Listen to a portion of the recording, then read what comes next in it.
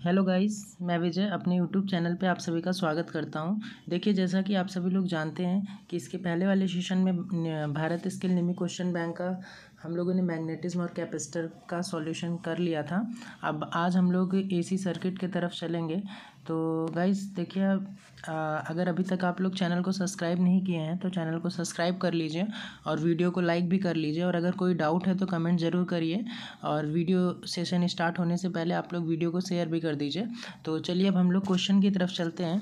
देखिए, question number first है हमारा, what is the unit of susceptance. Susceptance की इकाई क्या है? तो जैसा कि हम लोग जानते हैं कि जो हमारा ससेप्टेंस होता है उसकी इकाई म्यू होती है या सीमेन होती है। ठीक है, अब देखिए ओम जो है, ओम नहीं है क्योंकि ओम जो है वो हमारा रेजिस्टेंस का यूनिट है, हेनरी जो है वो इंडक्टेंस का यूनिट है और फैरेड जो है वो कैपेसिटेंस का यूनिट है। तो ऑप्शन क्वेश्चन नंबर फर्स्ट का ऑप्शन ए हमारा करेक्ट है। अब देखिए नेक्स्ट क्वेश्चन नंबर सेकंड की तरफ चलेंगे। देखिए क्वेश्चन नंबर सेकंड है हमारा, क्वेश्चन नंबर सेकंड है, what is the resistance of the inductive coil takes 5 ampere current across 240 volts hertz 50 hertz apply at 0.8 power factor. प्रेरकत्व कुंडली का प्रतिरोध क्या होगा जो 240 वोल्ट पर 5 एम्पियर धारा ले 50 हर्ट्स आपूर्ति 0.8 शक्ति गुणांक है। तो गाइस देखिए यहाँ पे आपसे क्या पूछा है, प्रेरकत्व कुंडली का प्रतिरोध पूछा है। तो देखिए सबसे पहले हम जानते हैं कि cos phi is equal to r by z होता है, लेकिन उसके पहले हमें यहाँ जेड की वैल्यू निकालनी पड़ेगी। तो जेड की वैल्यू हम कैसे निकालेंगे, z is equal to v upon में आई होता है। तो यहाँ पे वी देख रहे हैं हम, वी की वैल्यू 240 दिया हुआ है और हमारी जो आई है, आई की वैल्यू 5 एम्पियर दिया हुआ है। तो ये हमारा कितना आ जाएगा, 48 आ जाएगा। अब देखिए, अब हम cos phi is equal to r by z formula लगा देंगे ना, r by z is equal to cos phi है। तो अब हम यहाँ पे cos फाई की वैल्यू रख देंगे, आर इधर कर लेंगे तो हमारा cos फाई इंटू जेड हो जाएगा। अब 0.8 इंटू और जेड की वैल्यू 48 आ गई है। अब हम इसका मल्टीप्लाई कर देंगे तो 38.4 ओम आंसर आ जाएगा।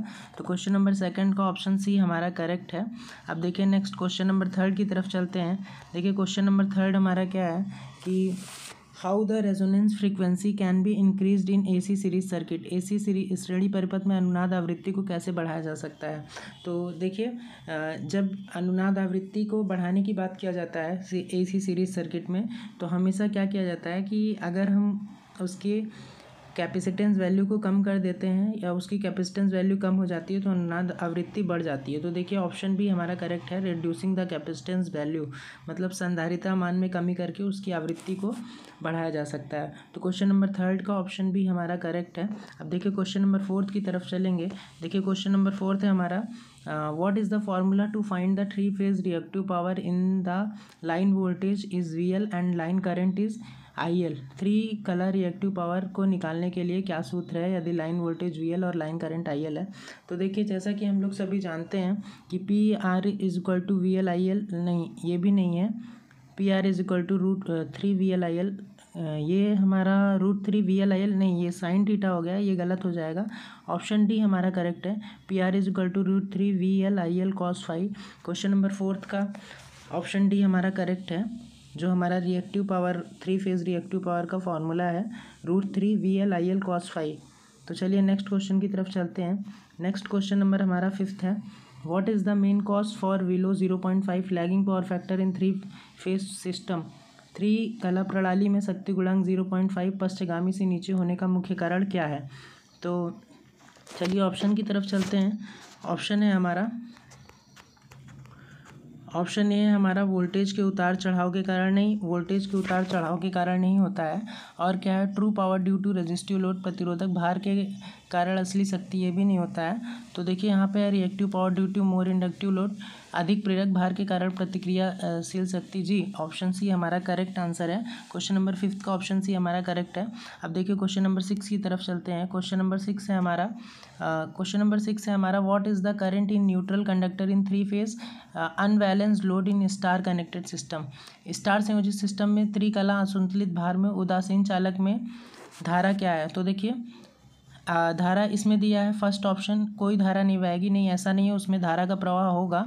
The algebraic sum of current in three phase कलाओं में धारा का बीजीय योग, नहीं ये भी नहीं होगा, रॉन्ग है ये। अब ऑप्शन सी की तरफ चलते हैं, केवल 3 कलाओं में धारा का बीजीय योग, नहीं ये भी नहीं होगा। ऑप्शन डी है हमारा, lesser than lowest current in any one of the phase, कलाओं में से किसी में से सबसे कम धारा की तुलना में कम, जी ऑप्शन डी हमारा करेक्ट है। क्वेश्चन नंबर 6 का ऑप्शन डी हमारा करेक्ट है। अब क्वेश्चन नंबर 7 की तरफ चलेंगे। देखिए क्वेश्चन नंबर 7 है हमारा, calculate the apparent power in KVA of 3 phase 450 volt 50 hertz, and यहाँ पे आपको IL 60 एम्पियर दिया हुआ है।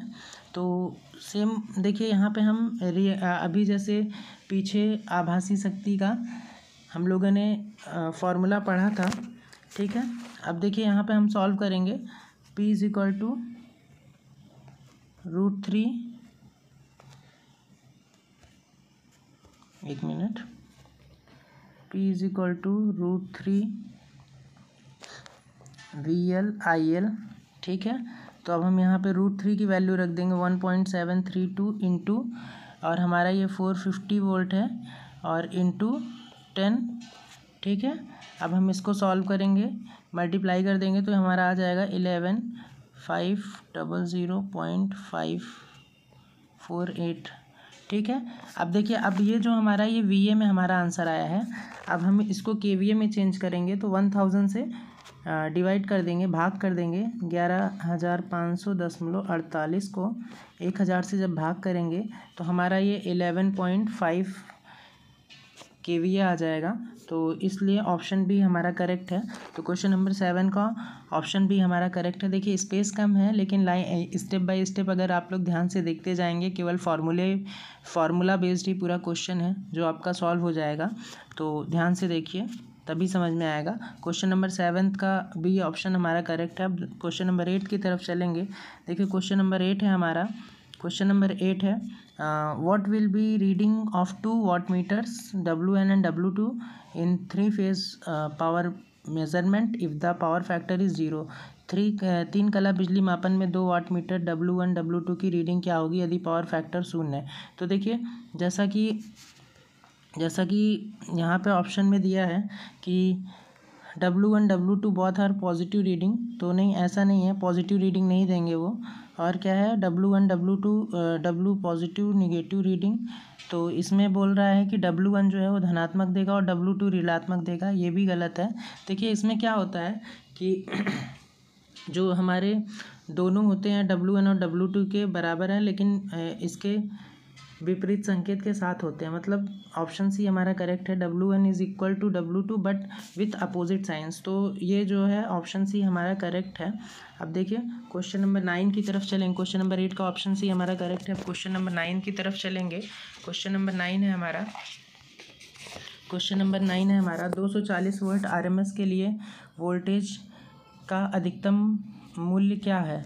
तो देखिए जैसा कि हम लोग जानते हैं कि अगर हम RMS के लिए लगाएंगे तो हम क्या लगा देंगे, V max = जानते हैं हम ये लोग, सॉरी एक minute, V max = VRMS upon में 0.707, ठीक है।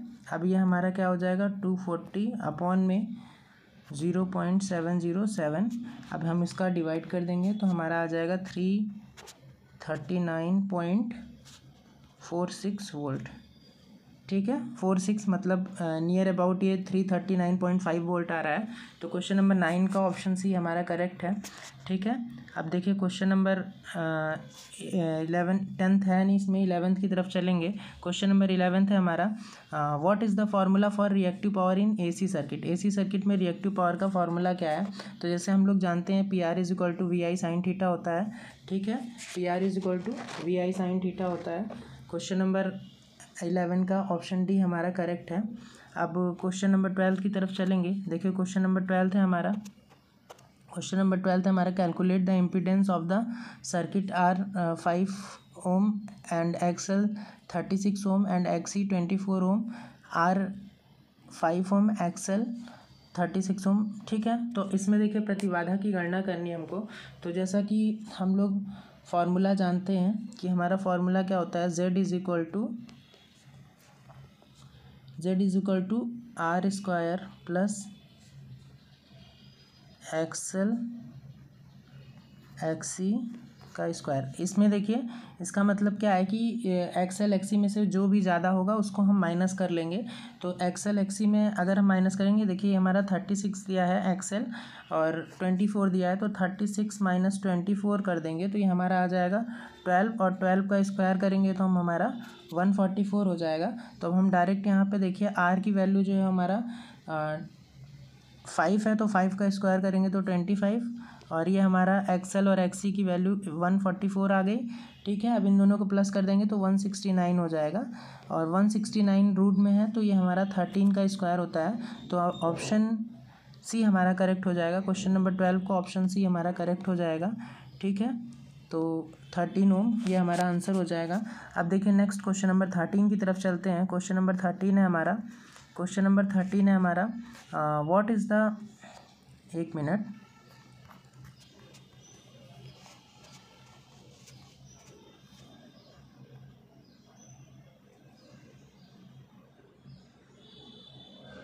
क्वेश्चन नंबर 13 की तरफ चलेंगे। देखिए क्वेश्चन नंबर 13 है हमारा कि what is the phase displacement in a single phase AC circuit.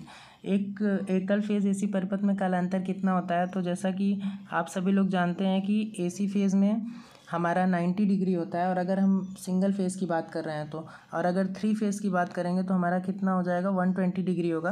तो क्वेश्चन नंबर 13 का ऑप्शन है हमारा करेक्ट। अब क्वेश्चन नंबर 14 की तरफ चलेंगे। क्वेश्चन नंबर 14 है हमारा, what is the relation between the line voltage VL and phase voltage in A star connected system. तो स्टार संयोजित सिस्टम में लाइन वोल्टेज VL और क्वेश्चन इधर है हमारा, तथा फेज वोल्टेज में क्या संबंध है। तो देखिए जैसा कि हम सभी लोग जानते हैं कि यहाँ पे जो है स्टार कनेक्टेड की बात कर रहा है, ठीक है।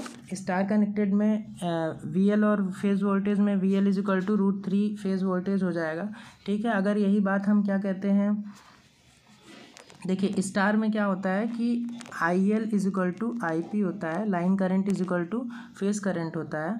और अगर हम बात करेंगे डेल्टा में, तो डेल्टा में VL is equal to BP होता है, ठीक है। और यहाँ पे हमारा जो IL है, यहाँ डेल्टा में IL जो है वो √3 IP हो जाता है, और इसमें हमारा स्टार में VL is equal to √3 BP हो जाएगा, ठीक है। तो ऑप्शन ए हमारा करेक्ट है। अब देखिए नेक्स्ट क्वेश्चन नंबर 15 की तरफ चलते हैं। क्वेश्चन नंबर 15 है हमारा, calculate the line current of 3 phase 450 volt 50 hertz supply for the balance load of 300 watt at 0.8 power factor is connected in star. देखिए इसमें जितना भी न्यूमेरिकल है पूरा क्या कहते हैं, आप लोगों को न्यूमेरिकल फार्मूला बेस्ड ही है, इसलिए ज़्यादा प्रॉब्लम नहीं है, आप लोग सॉल्व कर सकते हो। बस फार्मूला देख लीजिए एक बार, P is equal to √3 VL IL cos phi, इसी फार्मूले पे ये सॉल्व होगा। और अगर हम IL की वैल्यू निकालेंगे तो P/√3 VL cos फाई हो जाएगा। अब हम इसको सॉल्व करेंगे, ये हमारा 3000 और अपॉन में √3 इंटू 450 इंटू 0.8। तो अब जब हम इसको सॉल्व करेंगे तो 5.2 एम्पियर आ जाएगा। 15 का ऑप्शन बी हमारा करेक्ट है। देखिए क्वेश्चन नंबर 16 की तरफ चलेंगे। क्वेश्चन नंबर 16 है हमारा, what is the power factor in a 3 phase power measurement of 2 watt meter showing equal readings. 3 कलर शक्ति मापन में 2 वाट मीटर में समान रीडिंग दिखाने पर शक्ति गुणांक क्या होगा। तो देखिए समान रीडिंग दिखाने पर शक्ति गुणांक जो हमारा होगा वो 1 होगा या यूनिटी होगा। क्वेश्चन नंबर 16 का ऑप्शन भी हमारा करेक्ट है। अब देखिए क्वेश्चन नंबर 17 की तरफ चलेंगे। क्वेश्चन नंबर 17 है हमारा, calculate the power factor of coil having resistance of 24 ohm, draw the current of 5 ampere at 240 volt 50 hertz AC supply. तो देखिए यहाँ पे क्या दिया, 24 ओम प्रतिरोध वाली कुंडली के शक्ति गुणांक की गणना कीजिए जो 5 एम्पियर धारा 240 वोल्ट 50 हर्ट्ज AC आपूर्ति कर लेती है। देखिए यहाँ पे भी जैसा हम लोग जानते हैं कि केवल न्यूमेरिकल हमारे जो है फार्मूला बेस्ड ही है, तो हम लोग ऐसे इसके पहले भी सॉल्व कर चुके हैं। cos phi is equal to r by z होता है और z is equal to v upon में आई होता है। तो पहले हम जेड की वैल्यू निकालेंगे, तो हमारा वोल्टेज जो है वो 240 है और आई की वैल्यू जो है, देखिए यहाँ पे हमें आई की वैल्यू जो है यहाँ पे हमें 5 एम्पियर दिया हुआ है, हाँ दिया हुआ है 5 एम्पियर। तो अब हम इसको कैंसिल कर देंगे तो ये हमारा 48 आ जाएगा। अब आर की वैल्यू जो है, कॉस फाई की वैल्यू कितना दिया हुआ है, कॉस फाई की वैल्यू पूछा है इसमें, कॉस फाई की वैल्यू नहीं दिया है। आर की वैल्यू 24 और जेड की वैल्यू 48। तो अब हम इसको डिवाइड कर देंगे तो हमारा कितना आ जाएगा, 0.5 हो जाएगा। तो क्वेश्चन नंबर 17 का ऑप्शन सी हमारा करेक्ट हो जाएगा। अब देखिए नेक्स्ट क्वेश्चन नंबर 18 की तरफ चलते हैं। क्वेश्चन नंबर 18 है हमारा, what is the formula to calculate the impedance and RLC series circuit if the inductive reactance XL is less than capacitive reactance XC।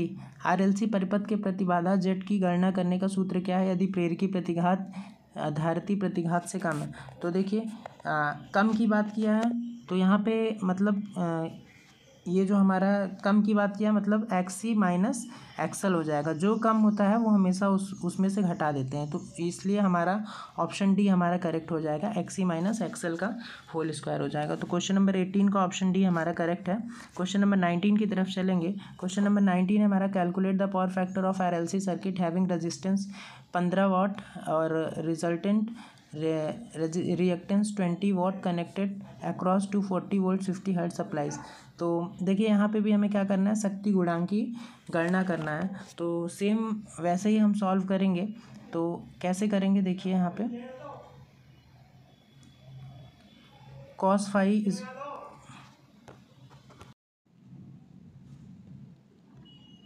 देखिए इसको कैसे सॉल्व करेंगे हम लोग। तो z is equal to r square plus x का square कर देंगे। आर की वैल्यू हमारी 15 दी हुई है प्लस और ये हमारा x की वैल्यू 20 का स्क्वायर दिया हुआ है। तो अब हम इसको सॉल्व कर लेंगे तो ये हमारा 625 आ जाएगा रूट में। तो z की वैल्यू जो है हमारी 25 आ जाएगी।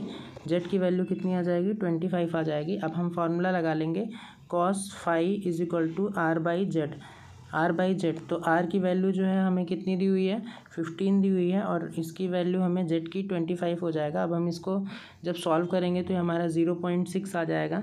ठीक है, तो देखिए क्वेश्चन नंबर 19 का ऑप्शन भी हमारा करेक्ट है।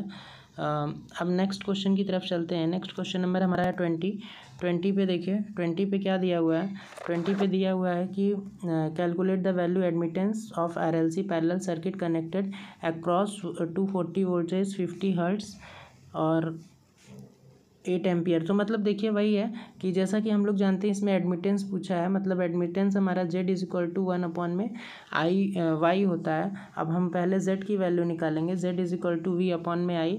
जैसा कि देख रहे हैं आप लोग, वोल्ट की वैल्यू 240 दिया हुआ है और आई की वैल्यू 8 दिया हुआ है। तो अब ये हमारा z की वैल्यू 30 आ गया। अब मतलब देखिए अब हम एडमिटेंस को भी 1 अपॉन में जेड लिख सकते हैं, मतलब 1 अपॉन में 30 लिख सकते हैं। अब हम इसको जब सॉल्व करेंगे तो ऑप्शन सी आ जाएगा हमारा 0.033 में हो। तो क्वेश्चन नंबर 20 का ऑप्शन सी हमारा करेक्ट है गाइज। आज यहीं तक, और नेक्स्ट सेशन में हम लोग 21 क्वेश्चन से स्टार्ट करेंगे। और वीडियो को शेयर ज़रूर कर दीजिए और चैनल को सब्सक्राइब भी कर लीजिए। अब मिलते हैं नेक्स्ट क्लास में।